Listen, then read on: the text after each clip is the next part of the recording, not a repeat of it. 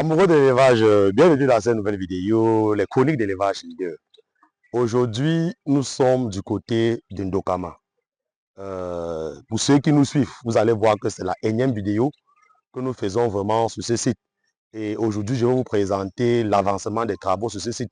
Parce que moi-même, quand je vois l'avancement des travaux, je suis fier.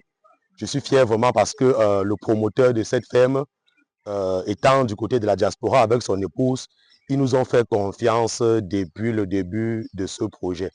Quand nous arrivions ici, c'était de la forêt. J'ai dit bien, c'était la forêt complètement. J'ai dit bien la forêt. J'ai fait une vidéo sur ce site où on était en train de présenter, on était là sur le choix du site pour trouver la position des différents bâtiments, du logement et autres. Et lorsqu'on arrivait ici la première fois, il n'y avait même pas de réseau. Mais aujourd'hui, lorsqu'on arrive sur le site, on constate avec succès qu'il y a une antenne MTN qui a été fixée vers l'entrée du site. Ce qui fait que quand on est sur le site, on peut facilement communiquer avec les gens à l'extérieur. Et vraiment, c'est une grâce. Et je suis vraiment très fier de ça. Parce que c'est ce que je conseille généralement à certaines personnes, que lorsque vous voulez investir, lorsque vous avez suffisamment de moyens, il est conseillé pour vous, lorsque vous voulez faire dans l'agro-pastoral, de partir dans des zones reculées et de travailler sur des très grandes surfaces, si vous avez les moyens présentement. Parce que, rassurez-vous, lorsque vous allez investir, la ville doit suivre. Et lorsque la ville doit suivre, ça sera vraiment très bénéfique pour votre projet. Voilà un site qui était complètement la brousse et que ces promoteurs ont fait la mise en valeur. Quand vous allez constater, la dernière fois quand j'étais ici, là, ici comme ça, là, c'était les bananiers, c'était la forêt partout. Mais aujourd'hui, regardez, nous avons fait venir l'engin qui a tracé la route parce que le promoteur, lui, il a vraiment l'envie d'investir, il écoute et il applique les conseils que nous donnons. Voilà une route qui a été tracée. Voilà. Nous avons garé sur la cour. Nous avons garé aujourd'hui sur la cour.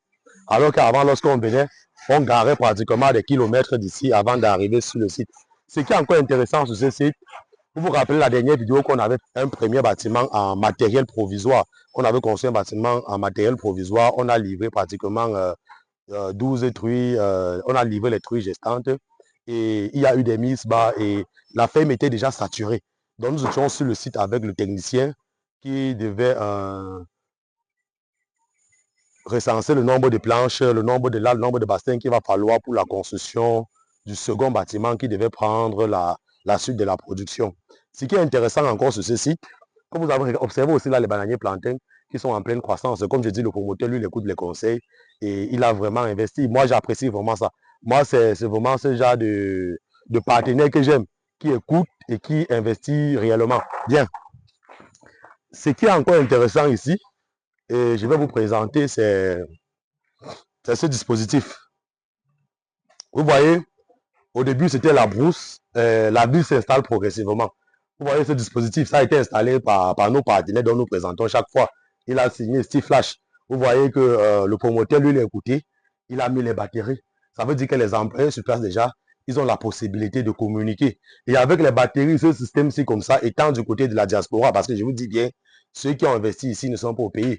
Ils sont en Angleterre. Avec ça comme ça, ils ont la possibilité de mettre directement les caméras. Lorsqu'on met les caméras maintenant, avec la connexion qui arrive sur le site, ils ont la possibilité maintenant à distance de contrôler toute la production. Et même les employés aussi deviennent à l'aise. Les premiers employés qui ont travaillé ici se plaignaient tellement. Il n'y a pas de route pour arriver, il n'y a pas d'électricité, il n'y a pas d'eau, il n'y a pas ceci. Vous voyez qu'avec le temps, les choses avancent proprement dit comme on voulait. Voilà un dispositif là, avec deux console de batterie. Vous voyez que si, d'ici peu, on va mettre un écran ici où les employés, après le travail en soirée, ils peuvent facilement se réfugier, ils voient aussi le match, la Champions League et autres. Ils n'ont plus rien à envier à ceux qui sont du côté de la ville. Voilà. Et la dernière fois, si vous vous rappelez, pour ceux qui nous suivent, on était au niveau d'agrandir le logement, parce que le premier logement, c'était justement ce premier bâtiment. Et on a constaté qu'avec la production animale, qui est en train de s'agrandir, avec la production végétale aussi, qui est aussi en train de s'agrandir, et les techniciens qui travaillent sur le site, ceux qui travaillent sur le site, c'était vraiment très très serré. Raison pour laquelle, si vous vous rappelez la dernière fois, on a décidé où on devait prolonger le logement. On devait agrandir le logement parce que le projet au début, on pensait que c'était l'amusement, mais avec l'engagement du promoteur et il a décidé, et le fait aussi qu'il a décidé de travailler avec les professionnels, rassurez-vous vraiment, son projet fonctionne. Donc voilà le bâtiment qui a été agrandi, le logement qui a été agrandi. Il est bien vrai qu'on n'a pas encore fait les finitions parce que normalement, le sol doit être lissé et on doit mettre les portes et les fenêtres. Viens avec, viens ici. Voilà. Je vous présente donc le bâtiment. Le bâtiment qui a été agrandi. La dernière fois, quand nous étions ici, il y avait uniquement ce compartiment. Il y avait uniquement ce compartiment pour ceux qui nous suivent. Venez. Voilà. Il y avait uniquement ce compartiment qui était déjà pratiquement saturé. Si vous vous rappelez de ce château, pour ceux qui nous suivent, vous allez voir qu'on a construit le second bâtiment tout à côté. Parce qu'on n'a pas voulu tirer le second bâtiment loin du premier. Aussi pour faciliter le travail et faciliter le contrôle et le suivi. Parce que lorsque vous regroupez vos animaux, si c'est port, c'est mieux de caler sur un même site. Et si on veut faire la volaille, comme on avait décidé que si on veut faire la volaille, on avait choisi le site de la volaille de l'autre côté, où il y avait un arbre qui dérangeait. Pour ceux qui nous suivent, vous allez vous rappeler forcément. Voilà. Donc voici le premier bâtiment qui avait été construit. Voici le premier bâtiment qui avait été construit. Je vais vous présenter les bêtes avant d'aller vous présenter le second bâtiment de l'autre côté. Voilà. Vous voyez l'évolution. Et je tiens aussi à rappeler qu'ici, on a déjà effectué plusieurs ventes. Voilà. Donc ça, c'est l'avantage que je dis toujours. Lorsque vous décidez de commencer avec les truies gestantes, vous gagnez en temps et vous gagnez en argent. Filmez les animaux, filmez les bêtes. Vous observez la qualité des races. J'ai déjà eu à présenter ça plusieurs fois. Et je tiens aussi à préciser que ici, la chance que les promoteurs ont eue, nous sommes en Dokama. Dokama, c'est un village qui est proche de Benepoupa, qui est dans le Cam. Ça veut dire qu'ici, on a suffisamment de bons arbres. Comme vous voyez là, ça c'est le bois solide, c'est le bois rouge. Et vous voyez l'épaisseur. Vous voyez l'épaisseur du bois. Le bâtiment est bien solide. Et c'est l'avantage justement de prendre les terrains qui sont encore des forêts. Vous voyez qu'ici, le promoteur, lui, peut tourner avec ce bâtiment même plus de 10 ans avant de décider plus tard peut-être continuer en planche ou construire un bâtiment définitif. Ça va dépendre de lui. Mais pour celui qui n'a pas les planches sur son site, celui qui n'a pas les planches sur son site, qui n'a pas le bois rouge sur son site ou le bon bois, il est préférable pour lui de construire son bâtiment en dur. Parce que si vous voulez acheter une planche comme celle-ci là, avec cette matière, ça va vous coûter pratiquement 5 000 francs. Et quand vous allez faire le ratio, vous allez voir que au niveau de la construction, vous vaudrait mieux construire votre bâtiment en dur. Viens avec la caméra, voilà. Voilà. Donc, quand vous observez, ceux qui travaillent sur le site, ils sont en train de nettoyer les bêtes. Et l'eau qu'on utilise là, j'avais présenté la source. Sur ce site encore, il n'y a pas de forage, je précise. Sur ce site, il n'y a pas de forage. L'eau que vous voyez là, lorsque le promoteur achetait le terrain, on a effectué l'étude de faisabilité. Il y avait une source en bas. C'est cette source-là qu'on a utilisée pour canaliser. Cette source qu'on a canalisée et mettre au niveau du château.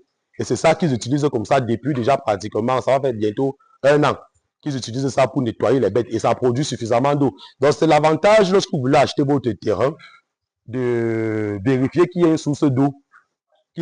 Ça vous économise parfois aussi le prix du forage et autres. Parce que si vous voyez que si on veut faire le forage là, dans cette zone, nous sommes très éloignés de la ville, on va dépenser pratiquement 2 millions pour pouvoir faire un forage ici. Mais vous voyez qu'ici, on n'a pas besoin du forage pour l'instant parce que la source que nous avons sur le site nous produit suffisamment d'eau. Voilà, c'est ça que les bêtes consomment. C'est avec ça qu'on nettoie les loges.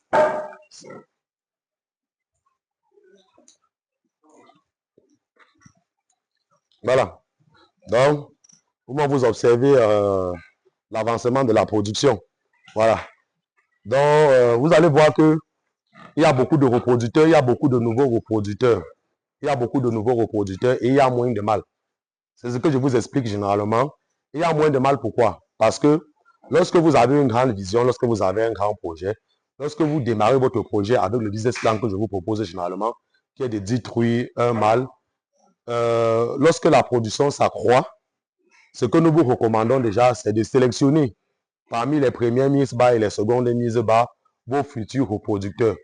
Vous sélectionnez vos futurs reproducteurs et c'est le cas, et ça a été le cas ici. Par exemple, comme vous voyez ici, la film les truies là, vous allez voir qu'ici, ce sont les nouvelles truies, ce sont les cochettes nouvellement croisées qui ont été sélectionnées pour accroître la production. Et les mâles ne sont pas utiles. Les mâles ne sont pas utiles parce que Les mâles déjà, à plus de 80-100 kg, ne servent plus à rien dans votre exploitation. Ils mangent pour rien, ils consomment pour rien. Il faut les sortir. Voilà. Vous voyez que là, on a beaucoup de jeunes bêtes. On a beaucoup de jeunes bêtes. Bon, ce qu'on va faire, on va vous présenter le second bâtiment. On va contourner. On va contourner. Je tiens à préciser que le site est encore en construction. Vous voyez là, là c'est une fosse encore en construction. Pour ce qui est de la source, je vais vous présenter la source où nous prenons l'eau pour faire tous ces travaux. Voilà. Donc viens ici. Voilà, non, c'est mieux qu'on passe au milieu. Voilà. Ici, c'est le nouveau bâtiment. Ici, c'est le nouveau bâtiment que nos techniciens ont construit. Pour vous rappeler, j'étais sur le site avec le technicien William. Il est en train de finir les travaux. On va le retrouver là plus haut. Ici, c'est le nouveau bâtiment qui a été construit avec les normes que nous avons recommandées aux promoteurs pour faciliter le travail. Comme je disais, on n'a pas voulu partir installer ce bâtiment plus loin parce qu'il y avait déjà un château qui était construit là pour réduire aussi les dépenses au niveau de la tuyauterie, pour un bon contrôle, pour un bon suivi. Voilà. Vous allez voir que notre technicien, pour ceux qui travaillent avec nous, c'est le technicien Marco qui a fait les installations de plomberie. Voilà. Vous voyez que ici, sur ce bâtiment, on a plus privilégié la maternité. Donc, c'est-à-dire qu'on a préféré travailler avec les petites loges. Parce que vous allez voir que le premier bâtiment, étant donné qu'on se disait que le premier bâtiment pouvait tourner avec entre 1 an et 2 ans et autres, le promoteur il a décidé d'agrandir sa production en gardant les truies. Donc, ce qui fait que sur ce côté, il y a un espace qui est réservé pour la maternité. Et pour la maternité, on a préféré les petites loges. Quand vous allez voir, bien, filmez les truies là dans les loges. Vous allez voir que dans les différentes loges là, il y a les truies qui sont déjà là. Et tous ces truies sont des truies en reproduction.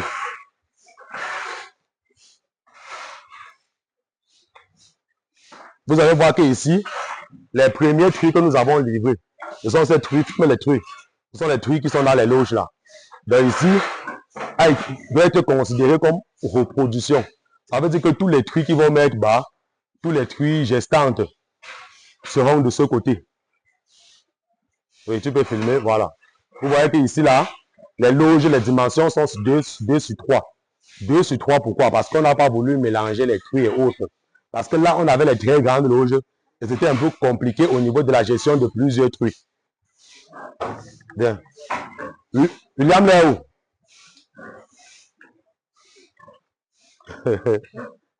Voilà.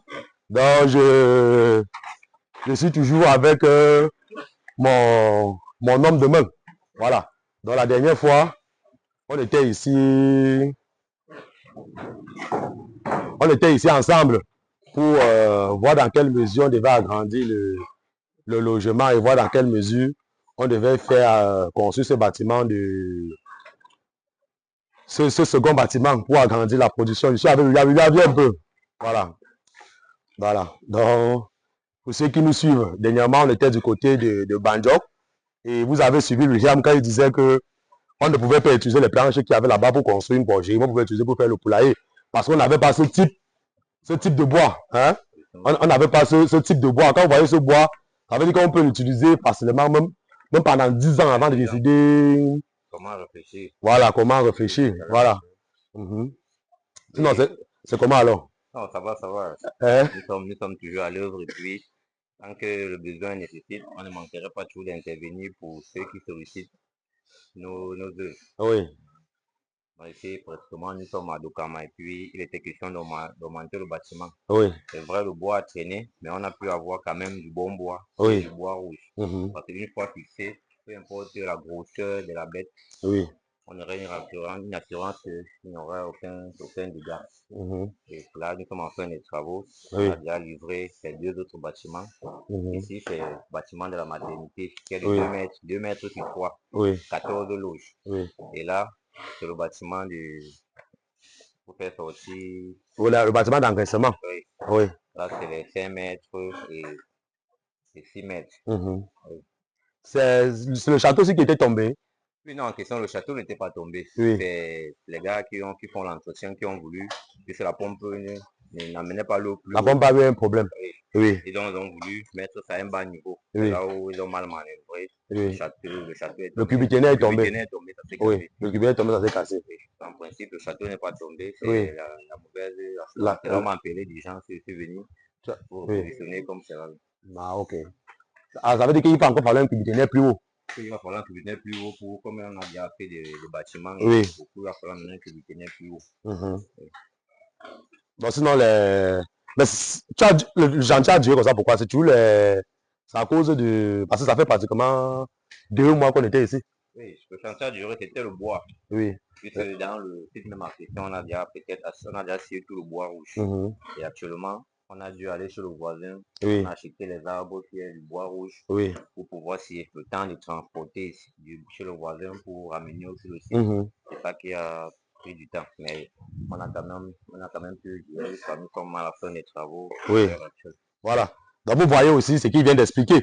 Donc vous voyez que si vous achetez par exemple votre terrain en brousse, l'avantage que vous avez, c'est que vous pouvez facilement partir même chez le voisin, vous causez avec lui. Si le bois qui a sur votre site ne suffit pas, le bon bois, vous partez négocier le bon bois rouge chez votre voisin, vous vous accordez, vous envoyez votre sieur là-bas, ici, on transporte tout simplement et on construit comme vous voyez là.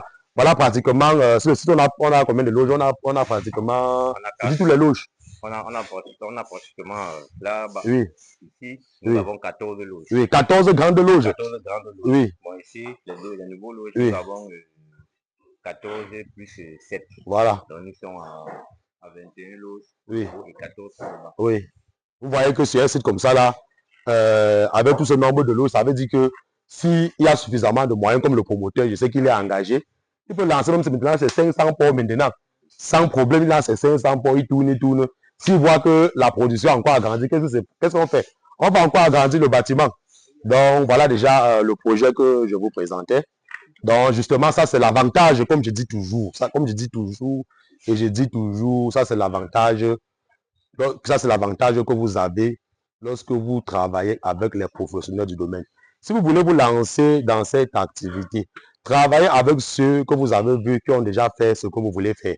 Voici un exemple palpable que je vous présente et je peux vous rassurer. Que tout ce que vous voyez ici là, toutes ces merveilles que vous voyez sur ce site, c'est grâce à notre accompagnement. Parce que nous sommes venus sur le site, nous avons fait le choix du site, nous avons donné la position du logement, nous avons envoyé les techniciens. C'est William qui a construit tout ça.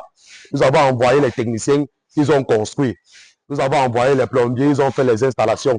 Nous avons envoyé les techniciens, ils ont mis le fourrage, ils ont mis la pompe. Nous avons envoyé les techniciens, ils ont mis l'électricité, ils ont mis les panneaux solaires. Nous avons envoyé le technicien. Ça, c'est notre technicien qui a fait la route. Ça veut dire que si vous avez votre site, vous nous contactez, on vous accompagne sur la chaîne. Même au niveau de la route, on trace la route pour arriver sur votre site. Avant, quand je venais ici, on ne pouvait pas garer comme ça. William lui-même, il a garé sa Renault 2. Il a garé sa Renault 2 sur le site. Pourtant, avant qu'on arrivait, c'était compliqué. Donc, c'est un peu ça. Et je dis toujours aux promoteurs aussi, si vous voulez investir et que vous avez la possibilité, travaillez sur de très grandes surfaces. Parce qu'en travaillant sur de très grandes surfaces, comme dernièrement, j'étais en Ndokama ici, là. J'étais ici en Ndokama 1 plutôt, sur le site d'un partenaire qui est aux États-Unis. Lui, il a suffisamment d'argent. Mais il m'envoie sur un site, j'arrive sur le site, je vois que les voisins sont en train de vendre. Tu vois, tous ceux qui sont partis, c'est avec eux. Ils disaient que les voisins sont en train de vendre les terrains. Mais j'étais surpris de voir que ce monsieur, il avait pris seulement ses 3 hectares. Je l'ai appelé directement, il dit que, mais le vieux, c'est comment? Comment c'est fait que tu arrives sur une zone? Tu parles loin en pouce, loin en Ndokama. Avec tous les moyens, tout ce que je vois, tu prends seulement 3 hectares, comment? Non, en prenant 3 hectares, tu perds. Parce que quand tu prends 3 hectares, pourtant tu as la possibilité. Parce que ici, comme ça, là, dans cette zone, avec facilement 1 800 000, tu peux facilement avoir 1 hectare. Ça veut dire que lui, avec ses moyens, je lui ai conseillé de prendre une très grande surface. Il a dit que, ok, je vais prendre 50 hectares maintenant. Et c'est normal, quand tu prends 50 hectares maintenant, tu as la possibilité de faire la route. Tu vois, avec 2 hectares, tu vas faire la route comment? Ça veut dire que tu as envie de travailler pour les voisins. Parce que ce n'est pas tout le monde qui est prêt à investir maintenant. Toi, tu es long au fond. Tu vas prendre 2 hectares. Voici une zone palpable. Voilà l'évolution qui suit. Il y a déjà le réseau sur le site. Il y a déjà la route qui passe. Il y a déjà tout. Tu vois, d'ici quelques années maintenant, ça sera la ville. Si tu n'as pas pris peut-être tes 50 hectares, 40 hectares, c'est toi qui es bloqué. Et on sait toujours que quand tu es sur des très grandes surfaces, ça te permet de faire justement quoi? La production végétale et la production animale. tu as la possibilité d'agrandir ton site, de créer ton paradis. Quand tu pars à un hectare, pour tu as la possibilité d'agrandir. Et que maintenant les voisins viennent acheter. Tu es bloqué. Quand la vie vient maintenant, tu commences maintenant à acheter parfois au triple de ce que tu aurais dû faire. Voilà. Donc, c'était un peu ça. Dans cette vidéo aujourd'hui, c'était pour vous présenter l'évolution des travaux sur le site et vous présenter les différents services que nous offrons lorsque vous travaillez avec nous. Voilà. Donc, pour ceux qui veulent se lancer dans cette activité, n'hésitez surtout pas de nous contacter pour l'accompagnement dans vos projets. Merci.